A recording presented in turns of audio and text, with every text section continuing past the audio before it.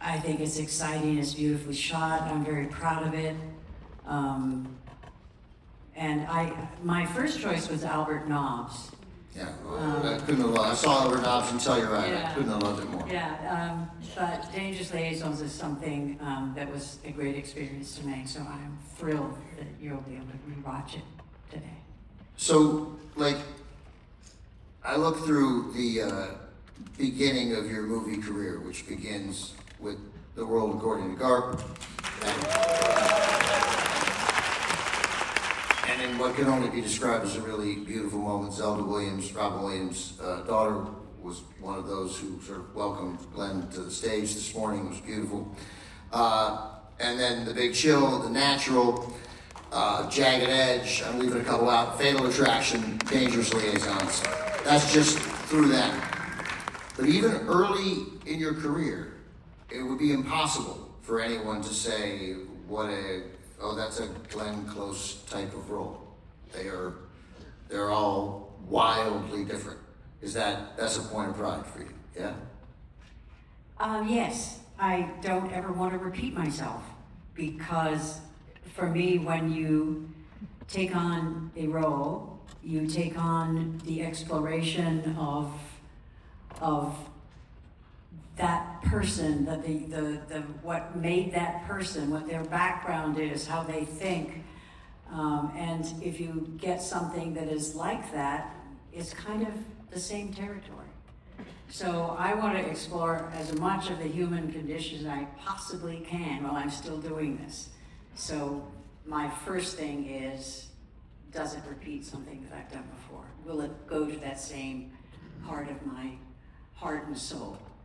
That is, interestingly, as you were answering that, almost verbatim the answer I got from an actor I interviewed one time, who we honored last night on this stage, Robert Redford, who I was always curious why he took a fairly long time in between movies, why I assumed that he was like, you are not going to typecast me as just the handsome, perfect-looking man. I'm complicated, but and you brought him up, like again, you got a lot of movies to choose from, but in your speech this morning, you talked about The Natural, and you talked about making that film with Redford. How come? The thing about Robert Redford is that I think he truly had the heart of an artist.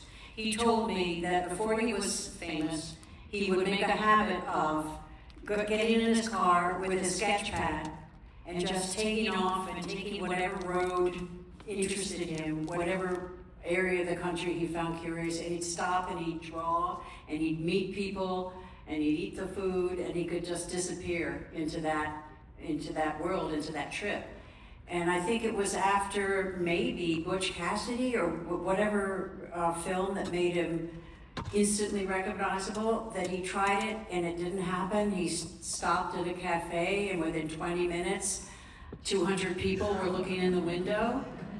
He tried to get up at 3 o'clock in the morning and drive and stop, and the same thing happened. So I think he had this wonderful, restless, questing soul of a true artist. I mean, he got a huge national award when he was 16 for his art.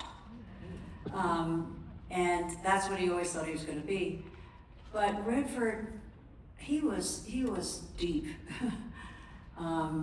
And he taught me a lot on the set of The Natural. Of course, we did the roles, but he talked to me about his three passions, which was the culture of the Native American population, the saving of our environment, and Sundance Institute.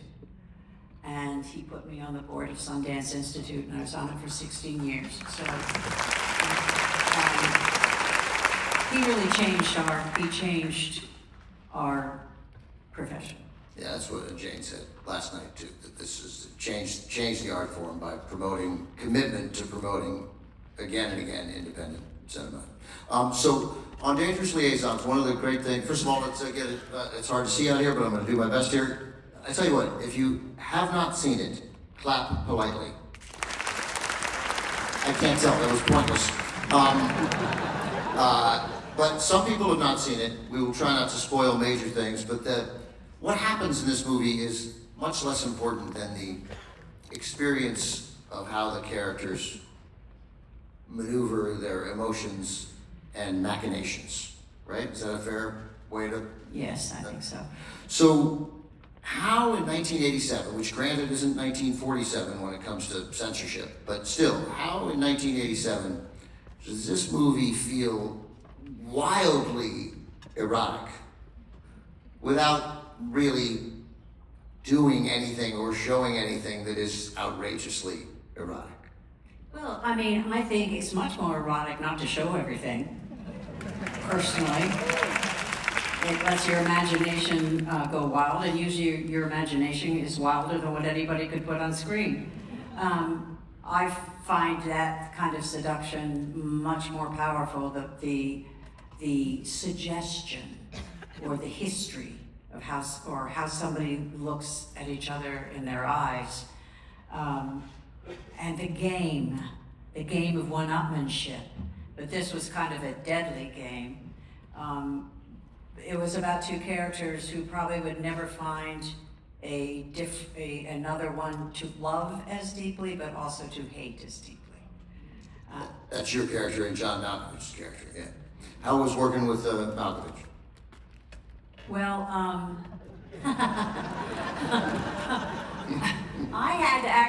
was supposed to, Lindsay Duncan, and, oh God, wonderful. He plays Snipe. Alan Rickman. Oh, Snipe, yeah. They brought it over from London to Broadway, and it was a hit, but it didn't have huge advanced sales, so they were depending on the Tonys. But there's a rule that there's only a certain amount of time that the English can be on stage, and then they have to be replaced. So I was going to replace Lindsay, see, I can't remember names. Somebody else was going to. I can't remember titles, so it's okay. I can't remember titles, so we're going to be great together. So, but they didn't get the Tonys that they wanted, and they shut the show. And I said, well, that's it. And for some reason, Stephen Frears came and offered the part to me. And I remember sitting in a hotel room with Stephen Frears, the director, and Malkovich across the room. And I remember literally saying to myself, could I be attracted to him? And then thinking, yeah, I think I could. Yeah. But they went on to start because I was pregnant and I was giving birth to my daughter Annie when they started the movie, and they did all of the scenes with Michelle Pfeiffer and whatever scenes I wasn't in. I was 7 weeks, my daughter was 7 weeks old when I went over to France to start shooting Dangerous Liaisons. That's why I have such fabulous wheels, Steve.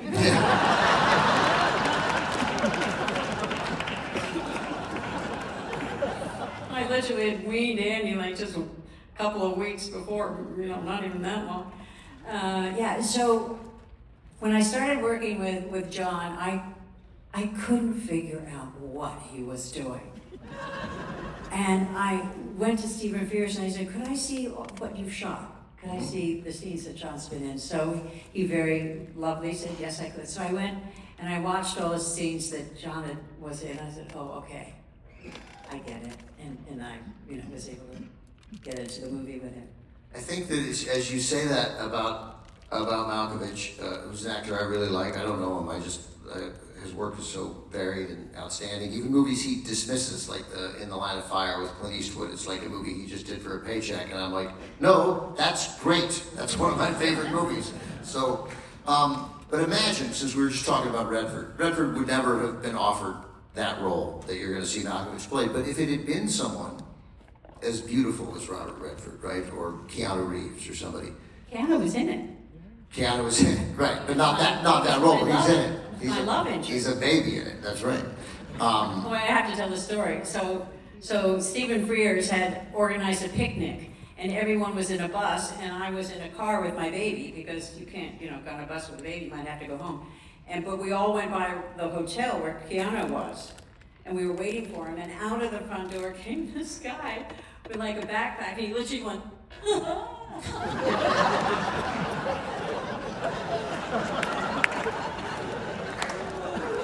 and I thought, I was sitting there, that's my love interest. There is, you can't find a person in this town who has worked with Keanu Reeves who doesn't say, I love working with Keanu Reeves. Yeah. But it would have been different if that character, this seductor that Malkovich plays, if they'd been that perfect looking, right? It gives this extra quality to his ability to. Yes, it was unexpected. Right. And there's a certain perversity 100%. that he could play that is that character. Weirdly, so when I started watching movies in preparation for the festival, mostly rewatching movies that I haven't seen in a while, we had Barefoot in the Park last night, as I mentioned, here in this theater. And then because this is the next interview that I had, I watched Dangerous Liaisons again. I suppose last week, Dangerous Liaisons again. So it suddenly occurred to me that, oh my God, what the programming department here has done secretly is they're doing nothing but showing movies at the festival with Mildred Natwick. I was like, that's so weird. I figured it out. And I'm like, I don't think they could do the whole thing. We're showing Swingers. She was not in Swingers. But this is a TCM crowd, a crowd that loves and appreciates an actress like Mildred Natwick. What was she like to work with? Mildred Natwick? She was wonderful. I don't know if I had a lot of scenes with her. Did I have? No, you're like. It's mostly. Yeah, I mean, there's not a lot of. You guys have a couple of looks. Looks. Right? Yeah. Well, she could certainly give a look. Because she saw through you. Oh, she's one of those wonderful actresses that just come with years and years of wonderful work, and she just brings, this certain great dignity and class. Yeah, no question, and she's funny. She certainly was very funny in Barefoot in the Park. The less funny, as you'll see here. Did you grow up like you started in the theater? You became a big deal as you were a student in the theater at William and Mary, as you said. William and Mary? Yeah. Yeah, yay! All right, how about that?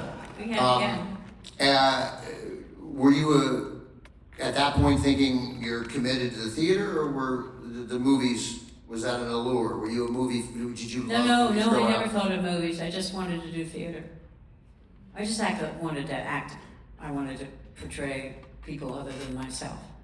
But no, it was always theater. I never thought of being a movie star. I never thought of any of that. It was just, I want to learn the craft of theater. I want to be an actor. And because I never was here really much, I didn't have Hollywood sensibility at all.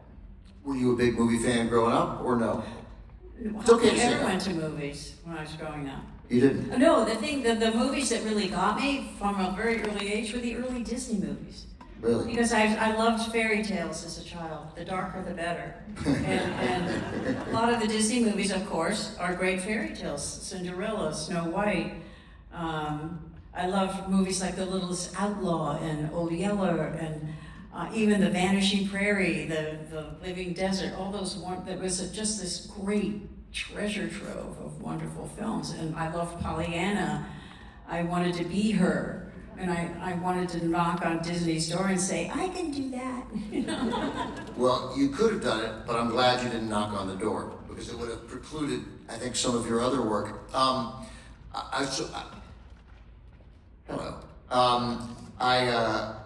I want to wrap this up because I mentioned in the lead-in about your performance in a movie released the year before or after this. Fatal Attraction is right before this, right? Right before this, and you mentioned Alan Rickman, who was Snipe. Both of those characters are incredibly famous villains, but I know both of you, and he would say this if he were alive, and he did, but that you play this villain, and it's true here too, right? This is a villainous character here. But to you, in your head, as you're preparing, are you seeing this character as a villain? In what way do you? I loved the character. I never saw either of them as villains. I think the task of the actor is to be true to who that character is. You can't go into playing a character having judgment on them. So I never in a million years would say, Alex Forrest is a villain, or the Marquis de Merteuil is a villain. No, Marquis de Merteuil is a woman who was sent away to a convent, came out into French society, high French society, and was expected to it was a man's world, and she observed. She has a wonderful speech about observing everything that was going on, and teaching herself to have a face that didn't show anything, but she saw everything, and she was determined not to let men treat her the way they treated most women. And she shared. So to me, that wasn't a villain. That was a survivor. Yeah, that's like, and Alan Rickman had largely those same thoughts when playing a character like that. So before we let you go, and I don't want to, I want to keep talking to you, but we're going to show the movie. So we're not going to reveal anything to those people who haven't seen it, but we're going to reveal one ending that did not happen, because you just told me backstage that it had been shot and I had been unaware. What was the ending that Stephen Frears shot that was then not used? Yes, well, the original Dangerous Liaisons was written just not too long before the French Revolution, which was a different whole look. With the movie is styled in the height of the most wonderful era, which was I actually have a dress, she was the mistress of Louis the 14th or Louis the 15th or something, but much more refined time in fashion. But because it was originally written just before the French Revolution, the play ends with you hearing the revolution outside the window while they're playing cards. We shot a scene where Madame de Merteuil is actually having her head chopped off at the guillotine. It was terrifying. And Stephen Frears was just the whole thing. They made it so that it didn't go all the way down, obviously. They did 2 shots where it came a certain way, and then, I don't know how they did it, but... And why not used? Too much? Too... I guess it didn't test very well. Well, the ending that they came up with, which we'll see, is written entirely new, was not in the book, it was not in the play, it was not, and it is as good an ending. And we shot it, it was 11 o'clock at night, we had time for 1 shot. So it was shot in 1 shot. It is a perfect ending performed by a perfect actress. Ladies and gentlemen, Glenn Close.